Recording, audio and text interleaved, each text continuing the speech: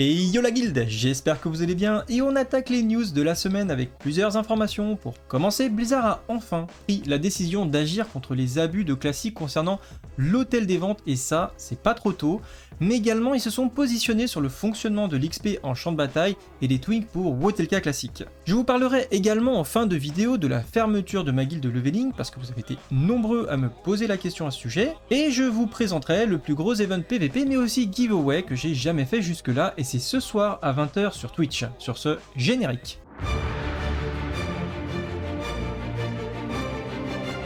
Comme toujours, un petit peu d'auto-promo et vous êtes encore 52% à regarder régulièrement mes vidéos et à ne pas encore être abonné. Donc pour ne pas rater les prochaines news et guides et soutenir la chaîne, n'oubliez pas d'éclater le bouton rouge et d'activer la cloche. De plus, vous pouvez également rejoindre la chaîne et débloquer des vidéos exclusives liées à Wotelka Classic comme du Farm Gold et des guides bonus. Merci beaucoup. Comme d'habitude, vous retrouverez les news directement sur mon site camilabs.fr ainsi que beaucoup de guides, donc n'hésitez pas à le visiter. Je vous ferai d'ailleurs une vidéo quand il sera vraiment terminé.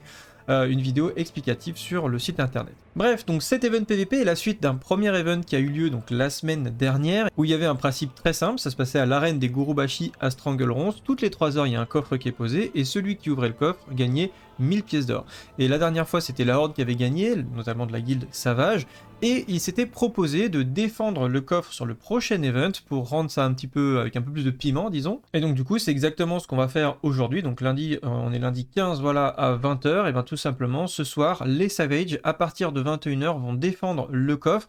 Et s'ils y arrivent, ils gagneront 2000 PO. Et si quelqu'un arrive à ouvrir le coffre, que ce soit un hors 2 ou un allianceux, hein, ça gagnera 1000 PO. Alors évidemment, ça sera soit l'un soit l'autre. C'est-à-dire que si le coffre est ouvert, que ce soit par un Savage ou n'importe qui d'autre, et ben ça sera 1000 PO pour celui qui l'a ouvert. Ou si personne n'arrive à l'ouvrir à 21 h 30, et bien à ce moment-là, c'est la guilde Savage qui gagnera donc 2000 PO, hein, pas 2000 PO per personne évidemment, ce sera 2000 PO pour le GM ou ceux qui verront à qui je donne ces PO. Bref, mais c'est pas tout, puisque pour ceux qui vont venir à l'événement, que ce soit participer, regarder sur le stream, etc., vous aurez la possibilité de gagner tout simplement une Frostmourne, ni plus ni moins, donc c'est celle-ci, vous avez en bas le lien pour participer se trouve dans l'article, je vous mettrai également le lien en description. Donc c'est une Frostmourne taille raid, je vais vous remonter vite fait à quoi ressemble le paquet. Voilà, il est assez gros et je ne l'ai pas encore ouvert, donc ça veut dire qu'on va le découvrir ce soir à 20 h, j'en sais le stream un peu plus tôt. Et à 20 h, on fera l'unboxing du coup pour découvrir la bête. Alors après, sur le site, vous pourrez choisir, enfin la personne qui gagne le giveaway pourra choisir parmi d'autres armes, donc il y a la Shadowmourne également. Personnellement, je trouve la Frostmourne beaucoup plus badass, mais du coup, je suis parti sur celle-là. Mais il y a plein d'autres armes, il y a même les Warglaives, etc. Donc voilà, ce sera en gros un bon d'achat, je pense, de 300 € au final. Donc c'est vous, après on peut s'organiser. Enfin, j'ai demandé à Réplique Manga Ciné.fr qui sponsorise cet événement. Donc merci déjà à eux de m'avoir envoyé une première réplique et de vous en faire gagner une. Hein, c'est quand même assez insane. Et j'espère qu'il y aura plein d'autres opportunités comme ça pour vous faire gagner plein de trucs. Surtout si c'est lié à WoW, je trouve ça beaucoup trop cool. Bref, donc rendez-vous ce soir à partir de 20 h sur ma chaîne Twitch. Vous avez le lien évidemment en description. Ensuite, news suivante va concerner donc la fin des arnaques à l'hôtel des ventes et le PVP, donc le leveling notamment en PVP. Donc pour commencer, de quoi on parle? Alors, il y a eu un post en fait qui était ultra pertinent, qui a été fait par ce personnage, donc Crufs, je sais pas comment on prononce exactement.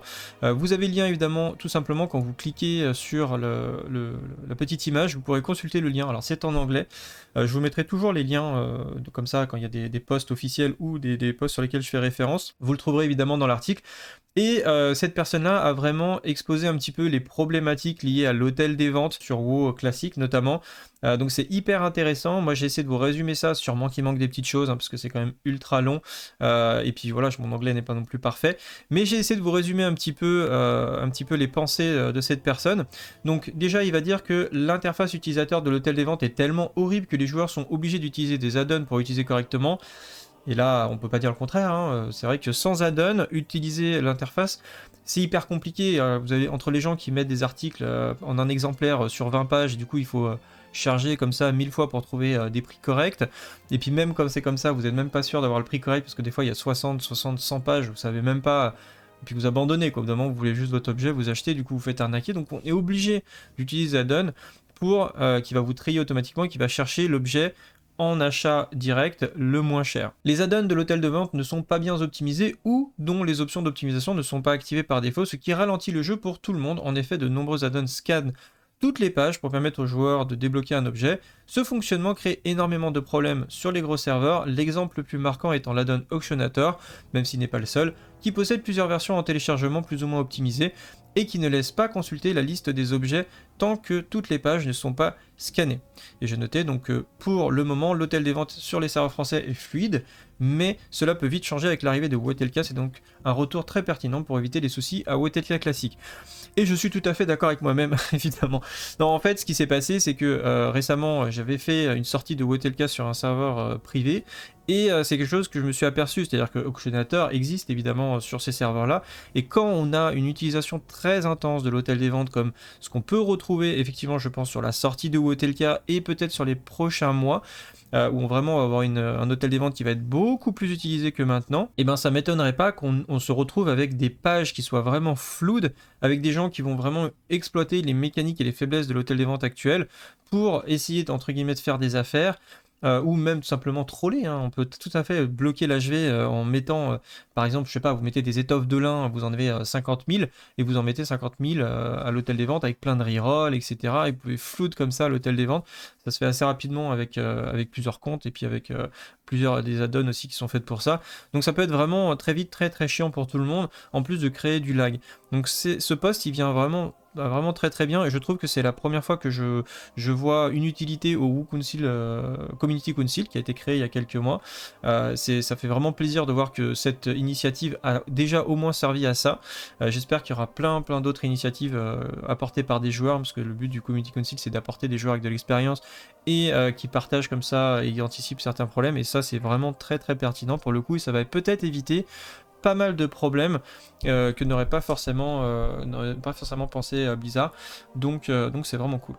Les abus liés à l'hôtel des ventes spam et exploit, donc ça le spam, j'ai parlé spam d'item, mais il y a aussi, je pense, le plus gros problème de l'hôtel des ventes sur WoW classique, c'est les gens qui vont mettre des objets en achat direct avec un prix normal, mais qui vont mettre, vous savez, enfin non, même pas un prix normal, mais qui vont mettre un prix d'enchère qui va être très bas. Et actuellement, ce qui est débile, enfin moi je trouve que c'est débile, vous avez le prix, quand vous classez par prix, ça va d'abord prendre en compte l'enchère, alors que c'est vraiment un truc que très peu de gens utilisent l'enchère. Alors effectivement c'est quelque chose qu'on peut utiliser pour faire des bonnes affaires, de classer en enchère, et donc du coup de retrouver un objet, tiens cet objet là il a une value inférieure en enchère, par exemple 2 fois moins le prix, je vais tenter de mettre une petite enchère dessus, et après les gens vont réenchérir et tout. Alors c'est vrai que ça crée de la dynamique et de l'interactivité, c'est un vrai système d'enchères, comme est censé le faire un hôtel des ventes, pourquoi pas, mais au final ce côté RP des enchères est complètement mis de côté. Alors il faudrait, je pense, qu'on laisse quand même cette possibilité là, pourquoi pas avoir deux systèmes de prix, c'est-à-dire un système de prix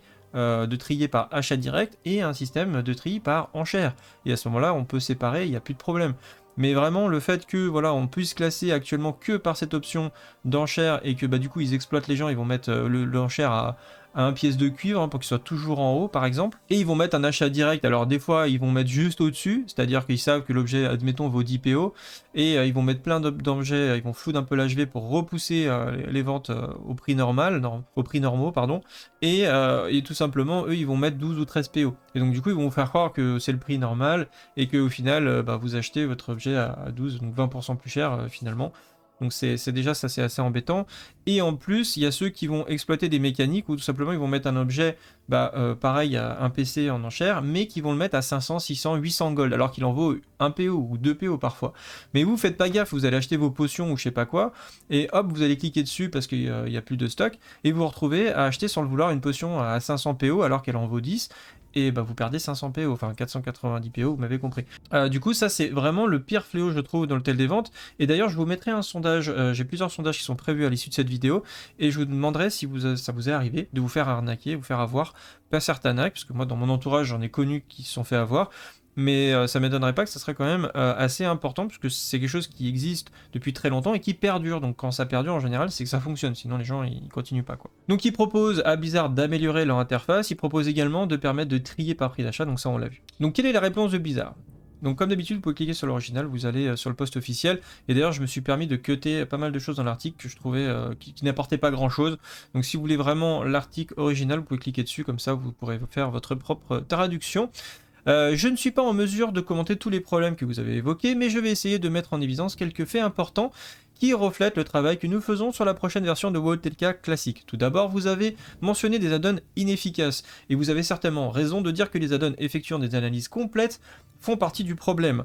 Les limitations que nous avons ajoutées pendant Burning Crusade ont aidé, mais un point important est qu'elles s'appliquent également aux add-ons à interface utilisateur par défaut, et cette approche est quelque peu problématique, car les add-ons ont des caractéristiques de comportement différentes de notre interface utilisateur native. Ce n'est pas une situation unique. Avec le patch 3.4.0, nous séparons les limitations pour que les add-ons de l'interface utilisateur natif afin de pouvoir cibler plus directement les add-ons qui causent des problèmes et de performance sur les autres utilisateurs. C'est-à-dire qu'aujourd'hui, les add-ons utilisent le flux que renvoie, enfin le jeu renvoie au niveau de l'hôtel des ventes, et ils vont séparer le flux avec l'interface de base utilisateur et le flux qui va être utilisé par les add-ons, ce qui va permettre de ne plus faire en sorte que les add-ons et les refresh d'add-ons impacte finalement l'utilisation de ceux qui utilisent l'hôtel des ventes de manière normale, entre guillemets, ce qui est très bien. Après, il faut que les add-ons soient utilisables ou que Blizzard augmente drastiquement l'interface utilisateur des add-ons, enfin de l'interface de base, je veux dire. Mais aussi, ce qui va être intéressant pour eux, c'est qu'ils vont pouvoir apparemment proposer des canaux différents et pouvoir identifier quels sont les add-ons qui vont closer du flood a priori, peut-être avec un système d'API, je sais pas. Et pourquoi pas bloquer ou bannir les add-ons tant qu'elles sont pas optimisées correctement. Ce qui peut être bien, mais ce qui peut aussi faire en sorte que sur les premières semaines, on se retrouve sans add-on d'hôtel des ventes. Bon, à suivre. Vous avez également parlé d'interface utilisateur par défaut et la possibilité de trier par prix d'achat et prix direct unitaire. Clairement, c'est le problème principal selon moi. Les joueurs recherchent toujours un objet avec le prix le moins cher, c'est normal, hein, comme partout, ce qui a permis pour certains utilisateurs d'escroquer en définissant des enchères très basses et un prix d'achat élevé pour encourager la publication de piles d'articles uniques afin de repousser les vraies ventes très loin dans la recherche afin de définir leur prix. Pour ces raisons, nous allons étudier l'ajout de meilleures options de tri d'interface utilisateur par défaut de classique dans le prochain patch. Donc a priori, il devrait corriger ce problème-là et c'est très très bien. Et il sera probablement pas disponible pour le lancement, mais vous essaierons de l'ajouter dès que possible. Désolé qu'il ait fallu si longtemps pour répondre à cela, ça fait un moment que nous y pensons, mais nous jonglons avec plusieurs problèmes importants pour War of Lich King et je voulais m'assurer pour nous donner la réponse la plus complète possible. Merci encore. Je tiendrai aussi à rajouter que l'interface de retail de l'hôtel des ventes est très bien. Ils auraient très bien pu intégrer en Quality Life l'interface de retail. Mais bon, pourquoi pas après, voilà, c'est l'expérience classique.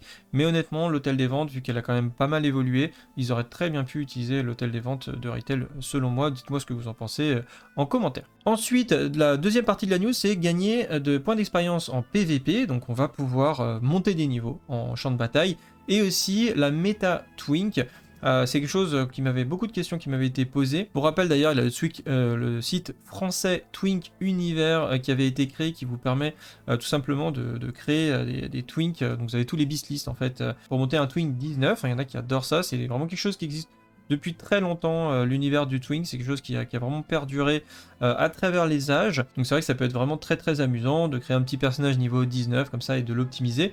Et donc du coup je vous ai mis le lien vers le site, alors vous inquiétez pas, il met un peu de temps à charger, je sais pas si c'est voulu, mais en tout cas il est bien là, il fonctionne. Donc qu'est-ce qu'a dit Blizzard par rapport au PVP et au Twink? Donc salut tout le monde, je suis ici pour vous parler de l'expérience acquise en PVP dans WoW TLK classique. Nous allons réintroduire les gains d'expérience en fonction de l'honneur gagné, ainsi que la possibilité de désactiver tous les gains d'expérience, mais nous avons décidé de ne pas séparer la file d'attente de matchmaking en fonction de cette fonctionnalité. Il est possible de gagner de l'expérience PVP qui a été ajoutée à l'origine pour encourager les personnes qui aiment le PVP à faire des champs de bataille dans le cadre de votre leveling. Cependant, cela avait posé pas mal de problèmes aux communautés de Twink qui souhaitaient rester dans leur tranche de niveau, particulièrement en PVP, comme au niveau 19, le goulet des Warsong. Alors, de quoi il parle, Déjà, c'est quoi un Twink? Parce que c'est vrai que je parle de Twink depuis tout à l'heure, mais je me dis peut-être certains nouveaux joueurs ou des gens qui jouent à WoW ne connaissent pas, tout simplement. Alors, un Twink, c'est créer un personnage bas level, mais le plus optimisé pour une tranche de BG particulière. Et à l'époque, justement, pour que l'expérience Twink ne nuise pas finalement avec les BG normaux, les gens qui font juste leur leveling,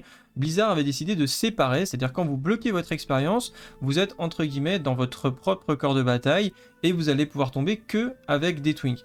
Et le problème de ça, c'est que à l'époque, il n'y avait plus personne qui avait de BG, c'est-à-dire que ceux qui faisaient du leveling normal n'avaient pas de proc BG parce qu'il y avait très peu de gens qui font des champs de bataille de toute façon à cette cote-là, et ceux qui avaient un twink, avaient beaucoup moins de proc parce que ils étaient séparés, et donc du coup voilà. Et après il y a un engrenage qui se fait que quand ça proc pas, les gens n'ont pas envie de faire de champ de bataille et ne taguent plus, et puis après il n'y a plus de BG au final. Donc Blizzard pour l'instant a décidé de laisser les champs de bataille tels quels et que tout le monde tag avec tout le monde, ce qui est globalement, je pense plutôt une bonne idée, mais je pense qu'ils doivent rester attentifs et de voir que s'il y a suffisamment de twinks, s'il y a vraiment beaucoup de twinks, et peut-être pourquoi pas les reséparer si c'est possible, je pense, pour que tout le monde puisse s'éclater. Après, c'est pareil, que ce soit pareil dans les deux sens, c'est-à-dire qu'il y a assez de BG pour les gens qui montent des persos normaux, et qu'il y a assez de BG pour les twinks. Sinon, tout simplement laisser la file ouverte à tout le monde, ça va très bien. Parce qu'évidemment, vaut mieux qu'avoir des BG qui proc que ne pas avoir de BG du tout pour personne. Également Blizzard, donc le fait qu'on puisse avoir de l'expérience champ de bataille, ça veut dire que tout simplement pendant votre leveling, vous allez être en capacité, pendant que vous faites vos quêtes par exemple, de taguer un petit BG. Donc ça peut être assez sympa, moi je trouve l'idée vraiment pas mal du tout. Ça peut vous permettre de gagner toujours de l'expérience, donc c'est pas inutile du coup d'aller en BG. Je pense pas que ce soit, pour ceux qui imaginent, est-ce que ça va être opti entre guillemets de PEX en BG.